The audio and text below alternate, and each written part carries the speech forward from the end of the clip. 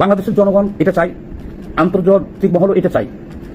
আওয়ামী লীগ নির্বাচন করবে, জাতীয় পার্টি করবে, 14 দল করবে, বামপন্থী করবে, ডানপন্থী করবে, সব দল নির্বাচন করবে। তাদের নিষিদ্ধ করে দিয়ে তাদের ভোটগুলো আপনাদের বাক্সে নেবেন, সেই আশা হবে না, সেই গ্রুপ বানি। অ্যাটর্নি জেনারেল যেটি বলেছেন যে আওয়ামী লীগ দল হিসেবে যেটি করেছে বা আওয়ামী লীগের দলে থেকে যারা এই দুষ্কৃতিকারী, যারা এই অন্যায়গুলো করেছে, অপরাধগুলো করেছে, তাদের বিচার করা হবে, কিন্তু আওয়ামী লীগকে দল হিসেবে নিষিদ্ধ বা নিবন্ধন বাতিলের পক্ষে তারা নন। আওয়ামী লীগকে নিষিদ্ধ এবং নিবন্ধন বাতিল চেয়ে দায়ের করা রিট সরাসরি খারিজ করে দিয়েছে হাইকোর্ট। সিঙ্গাপুরের বিখ্যাত সংবাদ মাধ্যম দ্য সিঙ্গাপুর পোস্ট এক বড় সড়ো প্রবন্ধ লিখেছে, শেখ হাসিনার নেতৃত্বে আওয়ামী লীগের প্রত্যাবর্তন এখন কেবলমাত্র সময়ের অপেক্ষা। আওয়ামী লীগের ওপর থেকে নিষেধাজ্ঞা তুলে নিতে হবেই সরকারকে, আর সেনাবাহিনী নিশ্চিত করবে ফ্রি অ্যান্ড ফেয়ার ইলেকশন। এছাড়া পথ নেই সেনাপ্রধান ওয়াকারুজ্জামানের সামনেও। পিনাকি ভট্টাচার্য, তোর যদি হ্যাডম থাকে, তোর যদি সাহস থাকে, তাহলে আমি প্যারিসে এসেছি, তুই এসে আমাকে বোঝা। শত শত মানুষের সামনে ডিবেট হবে, তারা তোকে ঘিরে দেখবে, তোকে আবার চালিয়েছিলাম, চলে আয়। কে মাহফুজকে সরাই দিচ্ছে? যে কোনো সময় উপদেষ্টা মাহফুজ বরখাস্ত হতে পারে, এমনকি নিজেই পদত্যাগ করতে পারে। পর্দার পেছনে হয়তো অনেক কিছু ঘটতে পারে। মাহফুজ আলম সেই বক্তব্যে সুস্পষ্টভাবে উল্লেখ করছেন মন্ত্রিসভার ভেতরে একটা ছায়া কমিটি গড়ে উঠেছে, যেই ছায়া কমিটির অনুমোদন ছাড়া মাহফুজ আলম কোনো কাজ করতে পারছেন না। বলা যায় ভারতের ইন্ধনে বা ফ্যাসিস্টদের ইন্ধনে এই ঘটনাটা ঘটার বাংলায় বলে দিচ্ছে। সেখানে বলা হয়েছে শেখ হাসিনার অবশ্যম্ভাবী প্রত্যাবর্তন, ইউনূস সরকারের অপশাসনের বিরুদ্ধে জনমত। এই খবর দিয়ে সিঙ্গাপুর পোস্ট বলছে, ঢাকায় বাড়ছে আওয়ামী লীগের প্রভাব, ঢাকায় আওয়ামী লীগের মিছিল ও সমাবেশের সংখ্যা দিন দিন বেড়ে চলেছে, যা সরকারি নিষেধাজ্ঞা সত্ত্বেও জনগণের মধ্যে শেখ হাসিনার ক্রমবর্ধমান সমর্থনের স্পষ্ট ইঙ্গিত দিচ্ছে। একই কথা বলছে ভারতের সরকারি সংবাদ মাধ্যম অল ইন্ডিয়া রেডিও। তারা এই মাসের কয়েকদিন আগেই এক বিশেষ প্রতিবেদনে বলেছে, তীব্র গতিতে দেশের রাজনীতিতে নিজের স্থান শক্ত করে নিচ্ছে শেখ হাসিনার দল। আর সবচেয়ে বড় কথা হলো যে দমন পীড়নের ভয়ে মানুষ চুপ করেছিল কয়েকটা মাস, সেই ভয় কিন্তু কেটে গেছে অনেকটাই মানুষের।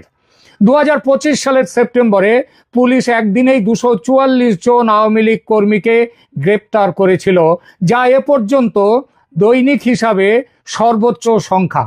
এর আগে বিভিন্ন অভিযানে আরও কয়েক হাজার নেতা কর্মী গ্রেপ্তার হয়ে জেলখানায় রয়েছেন, তবু মানুষ ভয় পাচ্ছে না।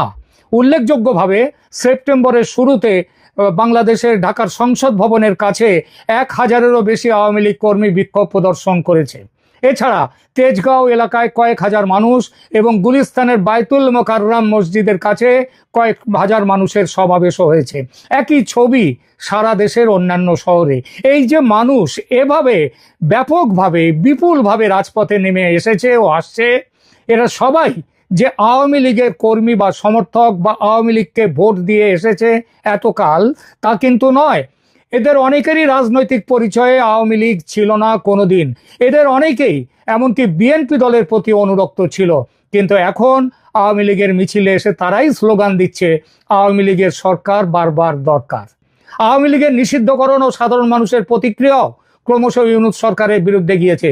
2025 সালের মে মাসে আওয়ামী লীগকে সন্ত্রাস বিরোধী আইনের অধীনে নিষিদ্ধ ঘোষণা করার বিষয়ে মানুষ এখন প্রকাশ্যে বলছে, আওয়ামী লীগ দল হিসেবে কি দোষ করলো? দোষ করে থাকতে পারে কিছু নেতা কর্মী, তার পুরো দায় কেন দলের ওপর দিয়ে নিষিদ্ধ করা হবে দলকে? এই প্রশ্ন শুধু কিন্তু বাংলাদেশের মানুষ করছে না, আজ সমস্ত বিশ্বের আন্তর্জাতিক দুনিয়া এই প্রশ্ন করছে। এবং তাহলে কি গত 13-14 মাসের অপরাধের জন্য ইউনূসের সঙ্গে সঙ্গে বিএনপি, জামাত এরাও তাহলে কেন নিষিদ্ধ হবে না? নিষেধাজ্ঞায় বলা হয়েছে যে আওয়ামী লীগ ও তার সহযোগী সংগঠনগুলো রাষ্ট্রকে অকার্যকর করার উদ্দেশ্যে সন্ত্রাসী কার্যকলাপে জড়িত। মানুষ মানতেই চায় না যে আওয়ামী লীগ কখনো সন্ত্রাসের পক্ষে থাকতে পারে।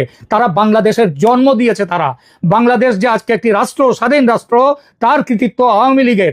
সেই আওয়ামী লীগ সন্ত্রাসের সঙ্গে যুক্ত হবে? আর অভিযোগ কারা করছে? এই জামাত, বিএনপি, এরা যে সরকার তৈরি করেছে সেই সরকার। বরং এর উল্টোটাই সত্যি। 2004 সালের গ্রেনেড হামলায় বিএনপির তারেক রহমানের ভূমিকা কেউ ভোলেনি, তা সে যতই তারেককে মামলা থেকে খালাস দেয়া হোক না কেন। আর জামায়াতের ভূমিকা, তার প্রমাণ তো ভুরি ভুরি। আসলে এই নিষেধাজ্ঞা সত্ত্বেও সাধারণ মানুষ সহমর্মী ও সহযোদ্ধা হয়ে উঠছে আওয়ামী লীগের। আওয়ামী লীগের কর্মীদের পাশে এতকাল আওয়ামী লীগের সঙ্গে জড়িত ছিলেন না যারা, তারাও নিয়মিত আকস্মিক মিছিল ও সমাবেশ করে চলেছে, যা প্রমাণ করে যে জনগণের মধ্যে দলটির ক্রমবর্ধমান প্রভাব। বাংলাদেশের মেইন স্ট্রিম সংবাদ মাধ্যম পর্যন্ত লিখতে বাধ্য হচ্ছে যে আওয়ামী লীগের মিছিল থেকে গ্রেপ্তার হওয়া ব্যক্তিদের 80% সঙ্গে আওয়ামী লীগের কোনো দিন যোগ ছিল না। আর তার সিংহাসন যে ভীষণ রকম নড়বড়ে হয়ে গেছে, এটা বুঝে মোহাম্মদ ইউনূস পদত্যাগের নাটক শুরু করেছেন। জনমতের পরিবর্তনের বিভিন্ন ইঙ্গিত থেকে বোঝা যাচ্ছে যে শেখ হাসিনার প্রতি জনমত খুব দ্রুত ইতিবাচক হয়ে উঠেছে।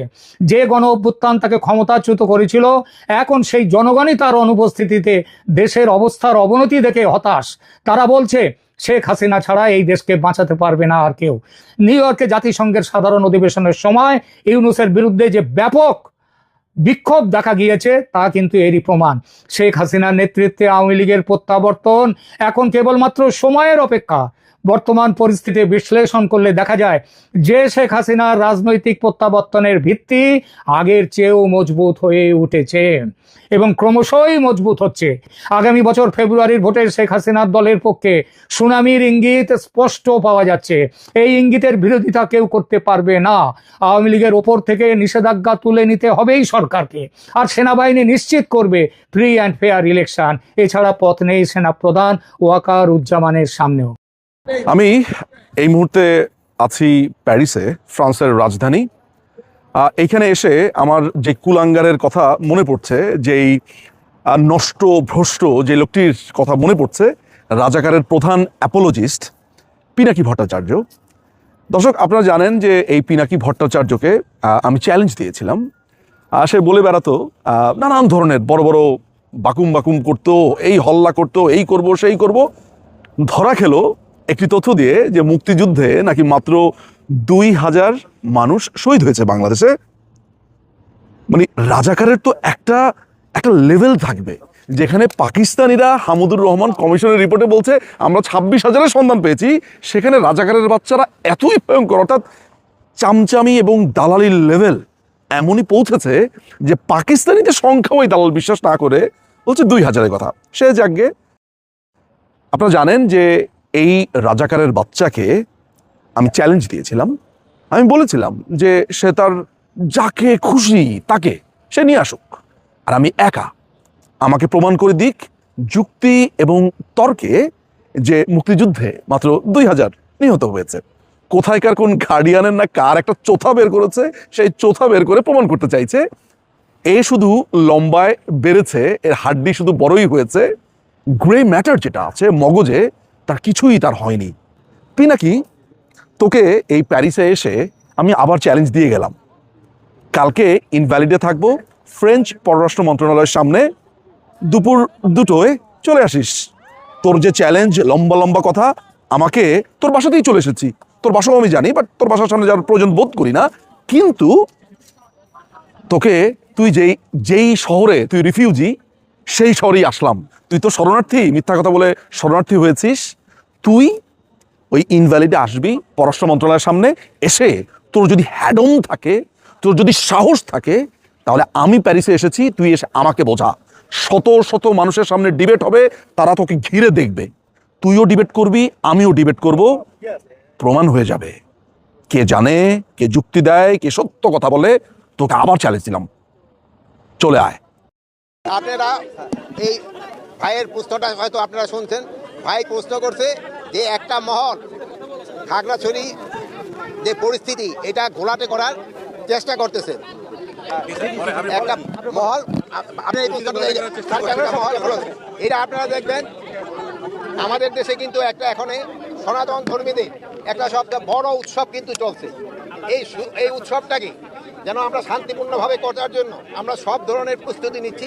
বাট একটা মহল যারা চাচ্ছে যে এই উৎসবটা যেন ভালোভাবে এবং ধর্মীয় উদ্দীপনার সাথে এবং উৎসব মুখরভাবে হতে না পারে, এই জন্য একটা মহল কিন্তু চেষ্টা করতেছে। এই একটা মহলে কিন্তু এই খাগড়াছড়িতে এই ঘটনাটা ঘটার চেষ্টা। এই পরিকল্পনা আপনার ভাই যে প্রশ্নটা করলেন, ভাই কিন্তু একটা সত্যি প্রশ্ন করছেন, আপনি দাঁড়ায় এই যে প্রশ্নটা করছেন, বলা যায় ভারতের ইন্ধনে বা ফ্যাসিস্টদের ইন্ধনে এই ঘটনাটা ঘটাচ্ছে। তাই আমরা এটা যেন ঘটাতে না পারে এই জন্য আমরা আমাদের সর্বাত্মক ব্যবস্থা নিচ্ছি এবং আমাদের যে সে উপদেষ্টা মানে প্রদীপ ভাই আমাদের পার্বত্য চট্টগ্রামের যে উপদেষ্টা উনি ওই জায়গায় আছেন, উনি এই জিনিসটাও দেখতেছেন, উনি আইন শৃঙ্খলা বাহিনী এবং লোকাল লিডারদের সাথে কথা বলছেন। এখন পরিস্থিতি মোটামুটি সন্তোষজনক অবস্থায় আছে। তা আপনারা জানেন কিছু সন্ত্রাসী পাহাড়ের উপরে থেকে তারা ফায়ার করছে এবং এই হাতিয়ারগুলি অনেক সময় বাইরে থেকে আসছে, যেটা আপনি ভাই বললেন। আমি অবশ্য দেশের নাম বলতে চাই না, আমার সাংবাদিক ভাই দেশের নামটা বলে দিচ্ছে। তা আপনারা এটা যেন প্রতিহত করতে হলে আপনাদের সবাই আমাদের সাহায্য এবং সহযোগিতা দরকার হবে। আপনারা সবাই আপনার সাহায্য সহযোগিতা করবেন। আরেকটা জিনিস হলো আপনারা সবচেয়ে বলবেন যে গতকাল থেকে কিন্তু আমাদের একটা বড় ধর্মীয় উৎসব শুরু হয়ে গেছে। এই উৎসবের সময় যেন কেউ কোনো ধরনের বিশৃঙ্খলা সৃষ্টি না করে, রাস্তাঘাট যেন বন্ধ না করে এবং এই পূজাটা যেন নির্বিঘ্নভাবে উদযাপন করতে পারে, এই ধরনের সবাইকে আমি বলবো সাহায্য সহযোগিতা।